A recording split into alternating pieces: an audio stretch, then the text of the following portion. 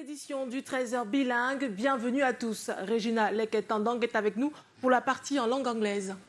Bon après-midi, Vanessa Melakanem. Thank you so much for joining us in this edition of the news. Coming up in the next 30 minutes.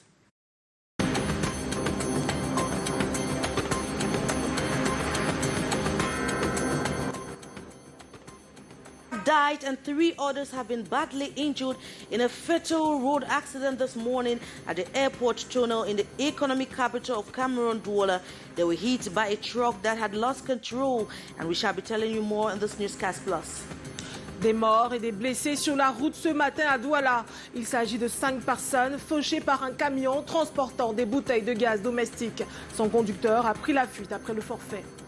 And inhabitants of several quarters in Boya have taken to the streets this morning demanding electricity. They complain for over 2 months the supply of electricity has been epileptic. And we shall be telling you about a Cameroonian writer that has been named among this year's beneficiary of the prestigious Moreland African Writing Scholarship for 2020. He becomes the only Cameroonian to have ever been awarded this scholarship.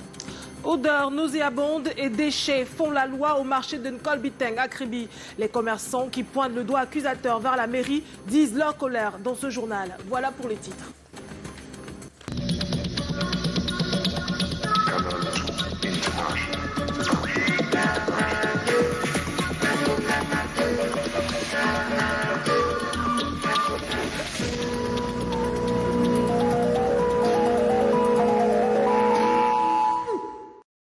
Merci de rester sur Canal 2 International. 2 morts et 3 blessés. C'est le bilan de l'accident survenu aux premières heures de cette matinée au lieu-dit tunnel aéroport à Douala. Ces blessés ont été placés sous soins intensifs à l'hôpital de la garnison militaire et les décédés conduits à la morgue du même hôpital. Les précisions de Robert Charlitoc et Thierry Nana.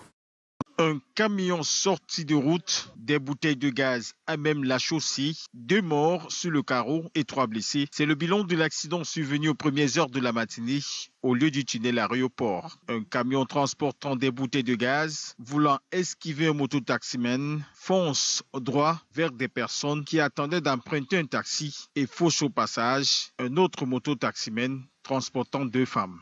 Ils sont en train de monter, voilà à la maison. Dès qu'ils montent, il y a un benzineur qui est placé ici là devant moi. Il sort, il ne regarde même pas. Dès qu'il sort pour sortir, il y a le camion qui est en train de descendre. Dès que le camion là descend, il tourne le volant directement comme ça. Il envoie de ce côté. On était avec les gens qui attendaient le taxi ici pour aller en ville. C'est là maintenant, il prend les gens là, il monte, il écrase la tête. Il y a eu 2 morts. Il y avait aussi un monsieur là que le camion est passé à côté de lui, mais il n'a rien eu seulement. Il est parti lui. Pris de panique, le chauffeur du camion prendra la poudre d'escampette. Les éléments de la compagnie de l'aéroport, conduits par le commandant Alain Gatti, ont investi les lieux. Les blessés graves ont été placés sous soins intensifs à l'hôpital de la garnison et les morts à la morgue du même hôpital. Très vite, la circulation qui avait été perturbée a été rétablie. Le tunnel aéroport réputé très accidentogène, vigilance est recommandée aux concitoyens qui emprunteraient le taxi sur cet axe à forte vitesse. Le marché de Nkolbiteng à Kribi fait une nouvelle fois parler de lui. Cette fois, c'est à cause de l'insalubrité qui y règne. La boue et les ordures sont trop près des usagers et des marchandises. Les propriétaires des moulins écrasés accusent la mairie d'avoir démissionné de ses missions régaliennes. Le reportage de Samuel Baïha et Moussa Takou. Un cliché insalubre domine le marché de Nkolbiteng à Kribi. Les propriétaires de ces moulins et les clients pataugent dans la boue. Et sur le banc des accusés, la mairie est placée. Bon, la réalité, c'est que la mairie, je peux dire que la mairie ne fait pas son travail d'hygiène et salubrité dans le marché, parce qu'eux-mêmes connaissent ce qui se passe dans le marché. Vu la saleté qu'il y a au marché, il y a la saleté vraiment. Mais eux-mêmes ne sont pas sur le terrain pour faire ça. Ils se contentent seulement sur les... Ces drains n'ont pas été curés depuis belle lurette. Cependant, les responsables du service d'hygiène sont restés fidèles à la collecte des fonds auprès des commerçants. Nous travaillons en saleté ici là parce que la rigueur qu'ils ont creusé, ça ne se trouve pas. Regarde comme le derrière est fermé. Et l'endroit comme la saleté, si ça quitte très loin d'en haut, le marché, ça suffit jusqu'en bas. Ici en bas, nous on n'a pas assez de moyens, parce que normalement c'est la mairie. Au pied de ces avis, une faction y voit une responsabilité collective. La mairie nous accompagne, mais normalement c'est nous-mêmes d'abord. Donc c'est la mairie n'arrive. La mairie nous accompagne, mais normalement c'est nous-mêmes d'abord pour la protéger. La volonté de la mairie d'assainir ce marché n'a duré qu'une nuit. Le drap de l'effort a été déchiré. Odeur nauséabonde, ordures proches de la bouche, le bien-être est menacé. Le 25 novembre est journée mondiale pour l'élimination des violences faites aux femmes. Un sujet qui préoccupe particulièrement Djaïli Amadou Amal, une écrivaine militante féministe et finaliste du prix Goncourt 2020 grâce à son livre Les Impatientes. Elle propose des solutions pour y mettre fin au phénomène. Écoutons-la. Oh là là, donc si j'en avais le pouvoir, je pense que je mettrais en place un organisme, d'abord des lois justement qui protégeraient mieux la femme et un organisme pour mieux surveiller l'application de ces lois-là sur le plan judiciaire et puis sur le terrain. C'est un sujet très très très difficile parce qu'il faut qu'on se dise la vérité. Non seulement les lois sont assez laxistes, mais en plus de cela, sur le terrain, on se rend compte qu'une femme victime de violence, tout de suite, elle se retrouve à la place de l'accusé pratiquement. Donc il y a un laxisme total. Quand on prend un exemple très simple, le raps des filles, le mariage par laps avec des viols et qu'on voit que finalement les personnes coupables ne sont pas du tout punies. Donc je peux comprendre que les femmes puissent être lasses, qu'elles n'aient plus envie du tout de porter plainte, mais justement il ne faut pas hésiter, même si c'est difficile, il faut aller jusqu'au bout. Porter plainte, se battre pour faire entendre sa voix, se battre pour rentrer dans ses droits et ne plus se laisser violenter du tout. 2 women have died and 3 others have been badly injured after a fatal accident that occurred in the early hours of this morning at the Tunnel area at the airport here in the nation's economic capital, Douala. In the following report, Gladys Ambodibang tells us the accident occurred when a truck lost control. Her report. It was rush hour this Wednesday morning when the shocking accident occurred at the vicinities of the airport tunnel in Douala. The victims, who were waiting by the roadside to board a taxi, and others on board a motorbike, were hit by an oncoming truck transporting gas bottles that had lost control after dodging a motorbike that had wrongly maneuvered by its side. 2 women died on the spot. They are in their 30s and 50s. They were not immediately identified. 3 others were severely wounded, with some sustaining fractures. They were immediately rushed to the military hospital in Bonanjo. Forces of law and order and gendarmes of the National Gendarmerie Company, who were alerted, equally stormed the scene to take stock of the situation and protect property in the environment. Circulation was temporarily affected as the population in shock crowded the area. The truck driver is allegedly on the run. And inhabitants of several quarters in Boya, southwest region of Cameroon, have taken to the street this morning demanding electricity. The people complained for over 2 months the supply of electricity has remained epileptic, thereby leading to enormous damage in their goods and businesses. In the following report, Dominic Memeng Waikimo paints the anger of the irate protesters. His report. Hundreds of inhabitants of Ndungu, Limbe Quarter, Chief Street and other quarters in Boya gathered in front of the office of the Divisional Officer of Boya Subdivision, demanding the re-establishment of electricity. Our cry is that we live like there's no light. For the past month, we have not had light. Students are going to school, they come out, they cannot do assignment, they cannot do.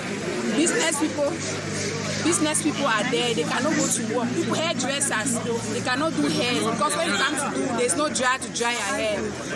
Me, myself, I'm a shoe fabricator. I produce shoes. I cannot find my slippers because I don't have lights. The irate population remain determined to continue with an indefinite protest until there is electricity. To them, there have incurred several mishaps because of the absence of light. For the past 6 months, I've been suffering with that light. Students cannot read book.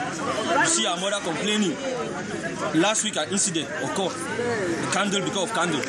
All that because of no light. Despite the absence of electricity in these quarters, the population laments that Cameroon's lone electricity company has been serving them exorbitant electricity bills each month without corresponding compensation for damages incurred due to the absence of electricity. A Cameroonian writer has been named among this year's beneficiaries of the prestigious Molan African Writing Scholarship for 2020, becoming the first ever Cameroonian to be awarded the scholarship. Now, Howard May Mbo Maximum's entry beat 992 orders. His proposed novel is about a four-singer a cappella, and in the following excerpt he talks about his motivations and how the announcement got to him. Take a listen to the following excerpt. I was elated when I got shortlisted for the Molan Award, firstly because of the scale of the platform and also because of the scale of the writers that I was shortlisted alongside. These are people whose works I respect, people whom I love reading, and to be on the same platform as them was a great honor. So I didn't really think I would win because each and every one of them are people that I know and people whose work are deserving of the win as well. So when I won, I was extremely humbled. It also humbled me to see that my friends, my writer friends in Cameroon, this win sort of became a kind of reassurance to them and to all of us as well that there are opportunities out there for us if only we put in the work and if only we keep going. My winning project is a novel, so fiction. It seeks to explore the lives of young Cameroonian men, friends in an a cappella band who are living their lives, dealing with their individual struggles, trying to make things work in their different spheres until the Anglophone crisis breaks and disrupts life.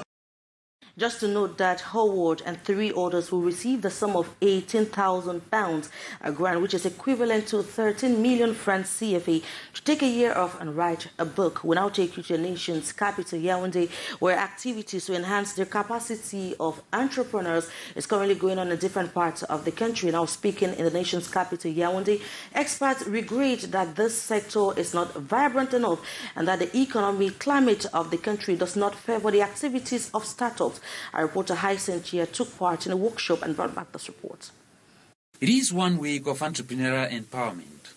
At a press briefing this Tuesday, the Minister of Small and Medium-Sized Enterprises, Social Economy and the Handicraft unveils a package of benefits for some young startups in Cameroon for the year 2020. But the sector's experts say is yet to experience a boom in Cameroon. Generally, Cameroonians do not have that spirit of entrepreneurship.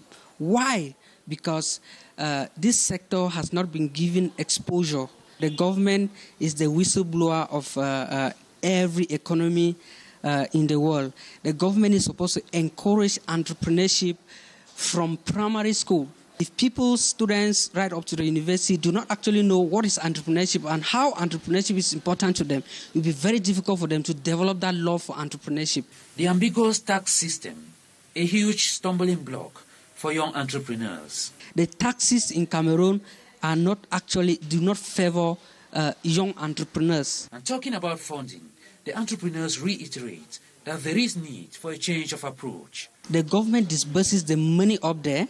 Before the money reaches the right person, it is in patches. So the government needs to use the bottom-top approach by getting right into the communities and selecting the right people and making sure that there is a team that will do the follow-up properly. The theme for this year's commemoration of the International Days and the ongoing workshops and reflections all over the regions, Minister Achille Basilika III reiterates, is a step towards elevating the sector. On our health page, while Europe and America seem to be threatened with a second wave of the COVID-19, Cameroonians seem to be giving a deaf ear to these threats. However, health experts hold that from the experience managing the first wave of the COVID-19, they seem to be ready should the second wave come knocking. This report with Kejang Henry Atembe. As Europe and the US of E witness a surge in the coronavirus pandemic and as countries across the world continue to insist on the respect of barrier measures, Cameroonians are seemingly giving a deaf ear to the call. With the surge, there are fears Cameroonians would be surprised like it happened during the first wave. One will not talk about another wave to come later on. All we have to do is put in place all the measures, try as much as possible to respect the barrier measures so as to win the fight. In order to avoid a surprise, health technicians say they are prepared for a rapid response in the advent of another wave. This is the case of distributors of medical devices who recently came under an umbrella organization to fight against the coronavirus. Everybody was taken aback. We're talking about lack of equipment around. The stock levels were very low. Nobody foresaw the advent of that pandemic, and so the reserve stocks were completely absent. At that point in time, the Association of Distributors of Medical Equipment was just coming into place, you know. It's at that time we were still finding our feet and trying to put in place a framework to properly organize the sector. Cameroonians are basking in absolute freedom and ignorance as if coronavirus is over. Overcrowding in taxis, in buses, public gatherings, the absence of washing points, no mask wearing, shaking of hands, hugging and kissing, and what have you. This is a clear evidence of the fact that the second wave might be catastrophic if measures are not taken. La nouvelle vient de tomber. Le budget 2021 du Cameroun est en hausse de plus de 2 milliards de francs CFA par rapport à 2020. C'est ce qui ressort du projet de loi portant sur la loi de finances déposé il y a quelques minutes en séance plénière. Le Premier ministre est donc attendu cet après-midi à l'Assemblée nationale pour la présentation du programme économique et social du Cameroun. Allons tout de suite au Palais des Congrès de Yaoundé, retrouver Delphine Fonkou et Serge Alain Zébou pour avoir plus de précisions. Vanessa Mela-Kamden, bon après-midi. Et comme vous le savez, le Premier ministre, chef du gouvernement, est attendu ici à l'Assemblée nationale où il viendra présenter le programme économique et social du Cameroun. La loi des finances sera donc par la suite présentée en commission avant d'être soumise à l'Assemblée, aux députés pour des discussions générales. C'est un grand moment à vivre par ces honorables qui, n'est-ce pas, s'intéresseront au budget du Cameroun pour l'exercice 2021. C'est un grand moment à vivre par les néophiles. Je pense ici à Nouran Footing, nouveau député qui s'apprête vivement à vivre ce moment. Madame le député, bonjour. Bonjour. Comment vous vous apprêtez à vivre ce moment? Alors ça va être très intéressant. On attend impatiemment la présentation du Premier ministre sur justement la politique sociale et économique. Ça va être très intéressant. Et il faut dire qu'on attendait cette loi des finances depuis un bon bout de temps. Donc le fait qu'elle arrive, c'est bien. Et voilà, pour nous, les nouveaux députés, ça va être un grand challenge. Ça va nous permettre de comprendre de mieux en mieux comment est-ce que les finances du pays se déroulent. Et ça va nous servir à nous et également à nos populations à qui il faudra toujours rendre compte. Et vous avez des attentes particulières par rapport à cette nouvelle loi, le budget de l'État? Alors, comme tout nouveau, je pense que j'attends beaucoup. Et je pense que je vais me faire une petite idée juste après, justement, le passage du Premier ministre. Et ça va être forcément beaucoup plus édifiant pour nous. Et j'espère qu'il y aura des programmes beaucoup plus intéressants pour la jeunesse en général, pour le milieu de l'entrepreneuriat. Et on va mettre un accent particulier sur ce développement-là qui est important pour le Cameroun au bout du compte. Parce que les jeunes, c'est quand même l'avenir. Merci. Les jeunes, c'est l'avenir. Vous l'avez suivi, Vanessa Mela-Kamden. On va rappeler que le budget de l'État s'équilibre en ressources et en emplois à hauteur de 4 865,2 milliards de francs CFA, soit une augmentation de 232,2 milliards de francs CFA en valeur absolue et 5% en valeur relative. Il faut également signaler que ce projet de loi sera consacré à l'achèvement de grandes infrastructures, notamment sportives, qui serviront dans le cadre de la CAN 2022 et du CHAN 2021. Il sera également consacré, n'est-ce pas, au plan de riposte contre le coronavirus, mais ce sera également la mise en œuvre de la couverture santé universelle ici au Cameroun. Le Premier ministre est attendu Nous y sommes pour Canal 2 International, Delphine Foncoutene et Serge Alonzebo. Merci à vous Delphine Foncoutene pour toutes ces précisions. Nous allons rester dans la région du centre qui célèbre en grande pompe la journée mondiale de l'entrepreneuriat. Une grande foire d'exposition des produits artisanaux a lieu depuis hier à l'esplanade de la délégation régionale des petites et moyennes entreprises, de l'économie sociale et de l'artisanat.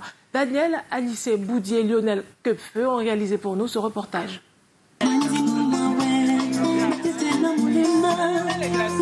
Les autorités de la région du centre savourent la douceur du jus naturel de fabrication locale avant d'explorer d'autres merveilles issues de l'artisanat exposées ici à l'esplanade de la délégation régionale des petites et moyennes entreprises.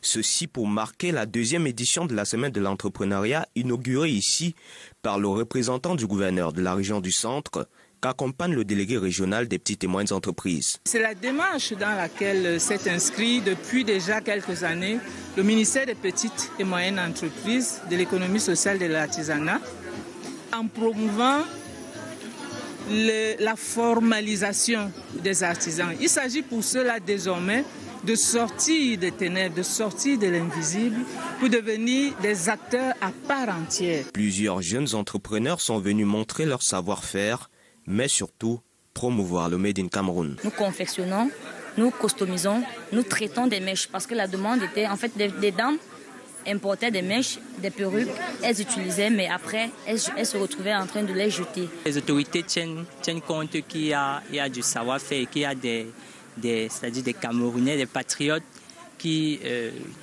ont ça à cœur de promouvoir du savoir-faire ancestral. Cette 2e édition se tient sous le thème entrepreneuriat, outils de développement inclusif et durable. En sport, la suspension pour 5 ans d'Ahmad Hamad suscite des réactions plutôt passionnées chez certains Camerounais. Alors que d'aucuns saluent ce geste de la FIFA, d'autres redoutent de nouvelles surprises pour les quintuples champions continentaux. Philémon Balé, un analyste sportif, pense que même si Ahmad Hamad ne fait plus l'unanimité au Cameroun, la possibilité que le pays accueille la prochaine CAN dépend de son remplaçant. Écoutons-le. Je pense que quand on parle de glissement, c'est-à-dire on doit s'inquiéter parce que ça fait déjà 2 fois, je pense, que le Cameroun devait organiser la CHAN, mais à cause de on n'était pas prêt pour la compétition. Et puis, M. Ahmad nous a donné la 2e chance, 3e chance. Maintenant qu'il n'est pas là, on n'est pas sûr que peut-être si ça arrive qu'on n'est pas encore prêt, on va nous encore donner la chance. Mais je pense qu'en tant que Camerounais, on doit s'inquiéter, on doit vite faire les choses. Il ne faut pas qu'à la fin, on nous dise que bon, vous n'êtes pas prêt. Et en plus, Ahmad ne sera pas là pour nous aider encore. Donc oui, je suis un peu inquiété.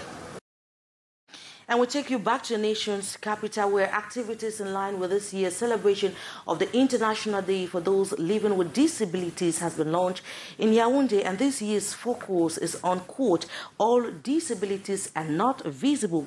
And this has to do with people living with invisible impairment and temporary damage. As we in the following report with you, Beatrice Ngam.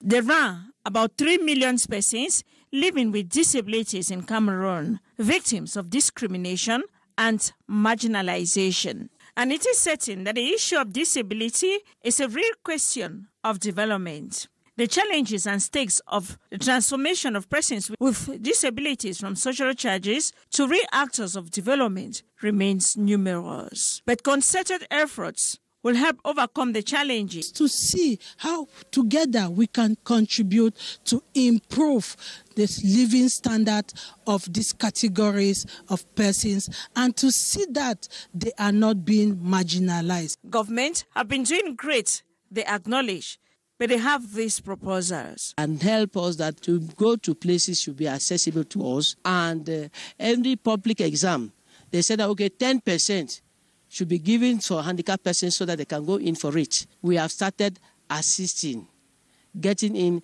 the political arena. We prefer that the Lord will continue to help us and make it easy for us.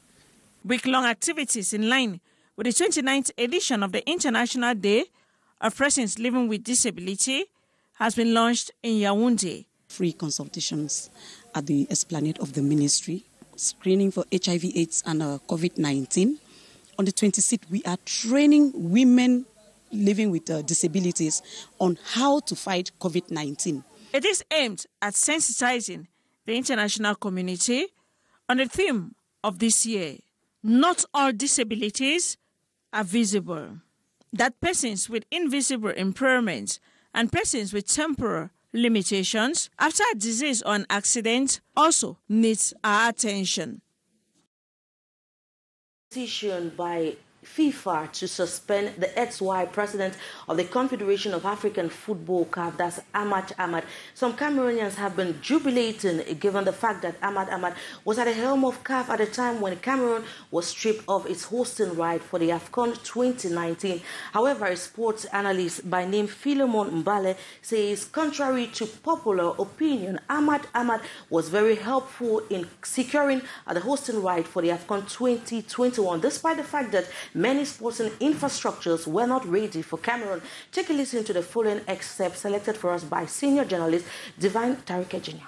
I saw this a couple of years back when CAF President Ahmad Ahmad made some changes concerning sponsorship deals with Lagarde Sport.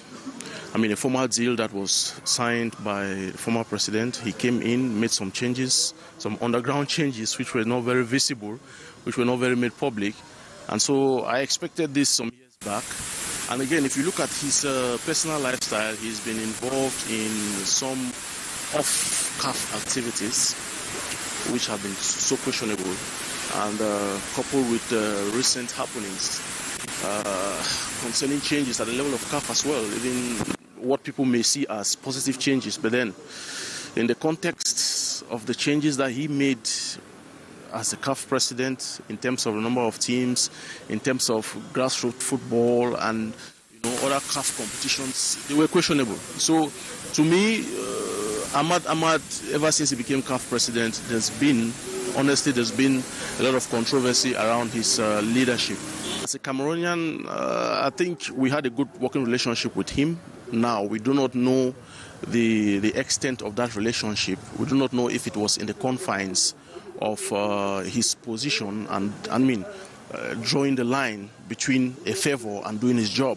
That we cannot determine. But I think here, when it comes to Cameroon, Ahmad Ahmad has been very friendly on several occasions, especially concerning the Africa Cup of Nations, which we're supposed to host. And he has been giving us options from options. I mean, we miss out, he gives another option. We miss out, he gives another option. And then again, he's been to the country one time. I'm not sure he has been to all African countries. So as a Cameroonian, well, we had a good working relationship with him, but then take nothing away from it. If he did not do his job diligently, then I must say that he goes down for it. And that was it, ladies and gentlemen, for this edition of the Bilingual News on Canal International. Thank you so much for watching. We wish you a blessed stay in the company of programs on Canal International. Bon après-midi, Vanessa Melakande. Excellente fin d'après-midi, Régina Lequet. C'est donc la fin du 13h. Merci à vous de l'avoir suivi. Prochain point sur l'actualité, tout à l'heure à 15h30.